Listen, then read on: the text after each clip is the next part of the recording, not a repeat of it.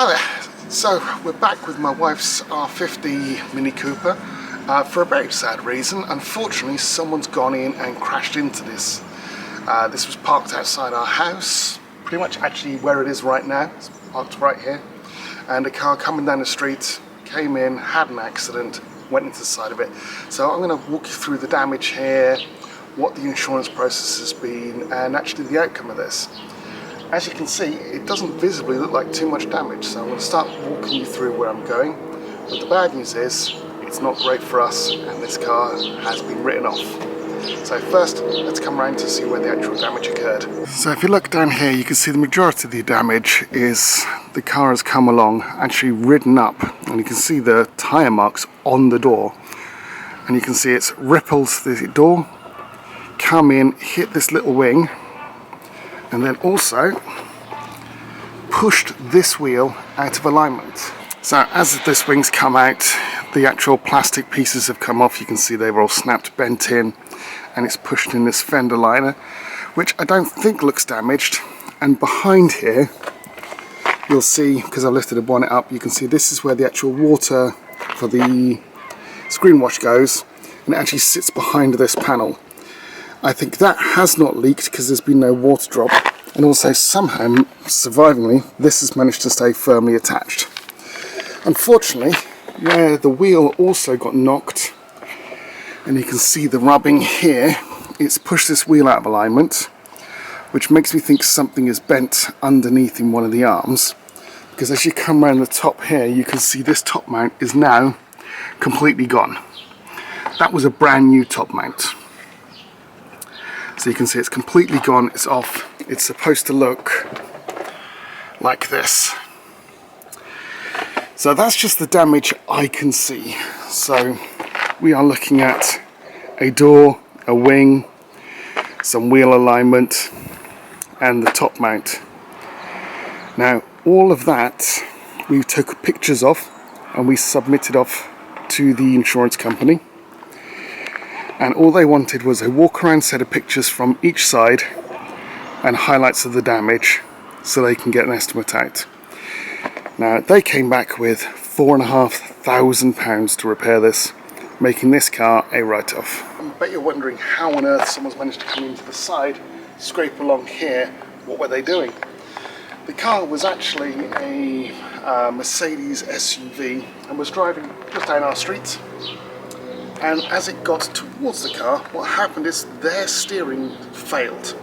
One of the arms underneath had completely come loose, so one of the wheels just poked the other way, which just made the car go from driving down like this to leap out, rode up, because it's a giant SUV, into this door, then down, and actually collapsed further down the street to be completely immobile. So, no fault of his own, unfortunately, so there's no one to really be angry at. But there was such damage to his vehicle, he was stationary in the street. We had to wait for pickup. And it's a 2017 SUV from Mercedes. And I've got some pictures so you can see the two wheels are pointing completely the opposite direction, irrespective of where the steering wheel is. So his entire steering is just completely gone. I mean, he was lucky that he wasn't going too fast or down a motorway when that happened. But unfortunately, it did mean that it's written off this car, and that's where it comes into the insurance world. So we took photos of all of this, and to be fair, these are all easily replaceable panels.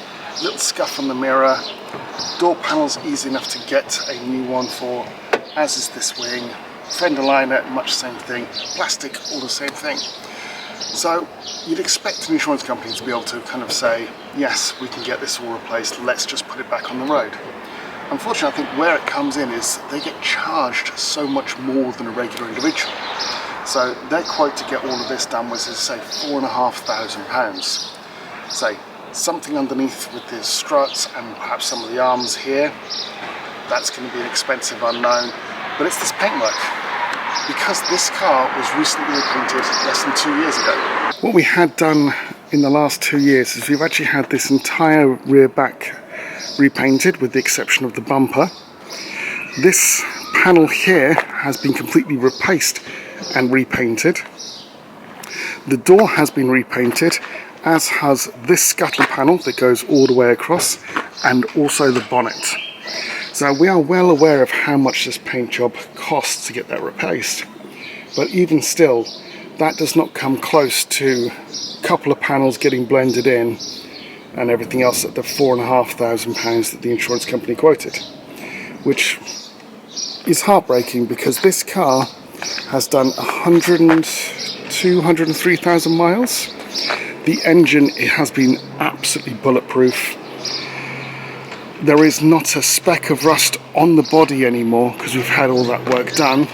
There is 2 bits of rust on the subframes, front and rear, that is getting looked at, or was going to be looked at. Our main problem when we came to getting all this sorted was not actually the insurance company admitting fault. The gentleman in question, when he had his accident, spoke to the insurance company and said, "This is entirely my fault," which realistically you couldn't point out that it'd be anything that we'd done, considering the car was parked, nobody was in it. But because he admitted fault straight away, we were able to go straight through his insurance company and say, look, let's get this quoted out and repaired. So what they wanted were the pictures, and we got them those pictures straight away, pretty much the same day. Now, we then waited a week or two, called back up and said, hey, what's the initial feedback? What's your assessment of the damage? And that's when we found out this £4,500 repair cost, and they said immediately that makes it for them a Cat-An, non-structural, financially not viable to repair. And they gave us the option of finding our own quotes. Now, knowing how much I spent on my paintwork and the panels around the back, I know that I'm going to struggle to get anyone to do this work for about £3,000, which again, for them, as far as they're concerned, is too much to repair this vehicle, even given its current spec. Now, the spec is what's going to really screw over a lot of this problem. When we first bought this car, we bought this car which came with every feature that pretty much was offered by BMW Mini at the time. The only thing this does not have is heated seats. So I have the twin clock setup with the chrono pack. We have the reflective chrome trims. We have the auto climate control. We have front and rear fog lights. We have the cruise control and the steering wheel controls. We have the pano roof. It is a facelift, so it's the second part of the first generation. Basically, it's got Harman Kardon speakers and the 6 CD changer in the rear with the amp. Just trying to think what else it has on it at the moment. I think those are the key feature sets. It's obviously the half leather, it's not anything else like that. And it is in mint condition, except for the 2 pieces of rust on the front and rear subframe, which are bolt-on parts, and I was going to be going to repair through soon.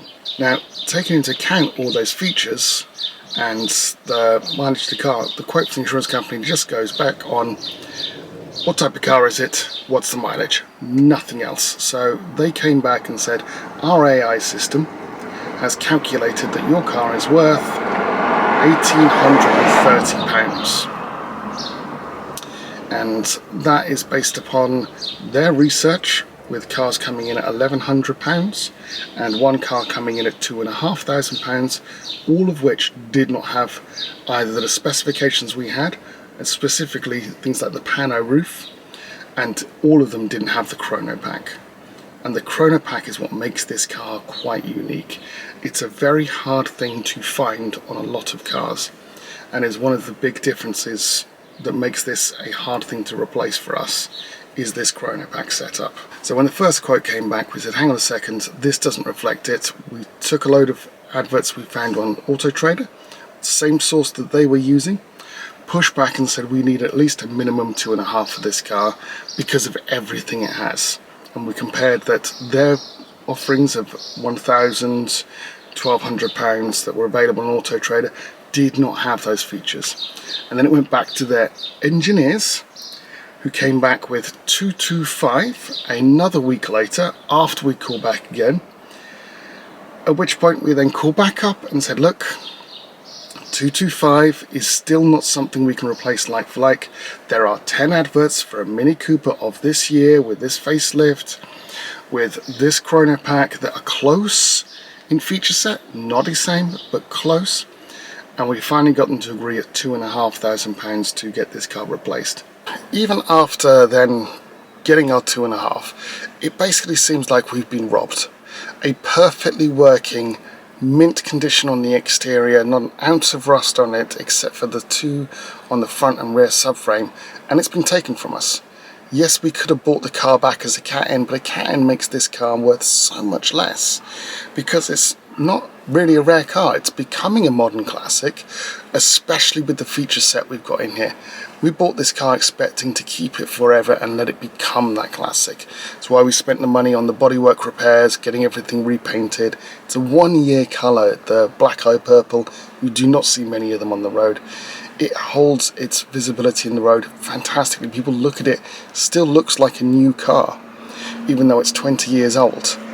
And that's our problem. The insurance company's all designed around about chipping away at how much money they're going to offer you, chipping away at what they think the car's worth, exaggerating the cost of their repairs, and they are not obligated to put you back in a place that you were before the accident. This is no fault of our own, yet we are stuck at a limited losing out because the insurance company are not obligated to repair our car. They are obligated to offer a back amount in value, or say that it's not economical to repair. And I don't have a choice in that. As soon as it says not economical, I can't change that. It's written off no matter what. Now I then have to go backwards and forwards, arguing everything backwards and forwards with their insurance company, or I can use my insurance company, take a hit on my insurance to then sue them to see if they can get it repaired. And again, no obligation to get this repaired. It could just end up being a cat end no matter what. So the insurance scam is just brutal. Through no fault of our own, we have taken what was a pristine car, being well maintained and loved and upgraded over time so that everything was as it is when it came out the factory. Like, there's no modifications being done. It's not being ragged by children, you know, as their first car. This is taking a lot of love and looked after. Everything is clean. The carpet's got no wear on it. It's in great condition, and it's just taken away from us straight like that because the insurance company just going, no, it's cat N, we move on. We're not obligated. And it's up to you as an individual to argue your point enough to get some money back so you can replace it. Now, this car's going to Copart. They're actually saying straight away, yep, when they come pick it up, speak to Copart, they'll arrange a date, so they're coming to us on Thursday. Copart are going to come, they ask can it drives onto the car, and if it drives on, you'll see this on Copart. It's worth more than they are paying for me in parts. I know that, they know that. They are going to make profit on, 1, exaggerating prices, 2, profit on how much they're paying out, or the increase on my bills, because I have to declare that my vehicle has been in an accident to my insurance company, so the price of that's going to go up. Every single stage of this is just trying to extract money in the favour of the insurance company. At no point does anything about this make me back whole. I am always going to be worse off. And that's one of the upsetting things. I don't know if other people's experiences have been the same, but especially when you've got a car that is a modern classic on that cusp of too old to be classified as new, but still too new to be classified as a classic, you're in a limbo period where they will just lowball the living crap out of you, and you've got very little you can do to get that back. So this car's been written off. We're going to start the hunt for another. I wish there was something better, but if someone wants to buy this, I recommend it off Copart. They were offering me buyback of $700. I think it's honestly worth it. If you can find a door and a wing in black eye purple that is close enough, that's maybe £200 second hand I've seen on eBay. It's the strut underneath. I don't know how much that's going to cost to fix, and the broken bent parts underneath there. The reason I'm not willing to do this myself is this is my wife's baby. She loved this car. We wanted to keep it forever, and the connotations of this being every time she sees it right now, it's this car has been taken from me. It's now a cat N. It's not the same car that I was going to keep forever. it's just broken her spirit. So unfortunately, it's not worth us repairing it because of that emotional connotation. But if someone does pick this up, all credit to them, they're going to come out of this with a great car. The engine is pristine and works wonderfully. The clutch is fantastic, the gearbox is great, there's no rust on the body, it's just those front and rear subframes which are replaceable parts. But that's my insurance rant. That's how my wife's cars got written off for the sake of someone driving down the road at 20 miles an hour and having a catastrophic steering failure. And there's nothing you can do about it. You are screwed the minute someone hits your car, even if it's not your fault. And on that note, if anyone has any other feedback or just general other bitching about insurance, let me know. And I'll see you next time when hopefully I've got something better going on in my car, or we've replaced this one. Alright, thanks very much. Cheers.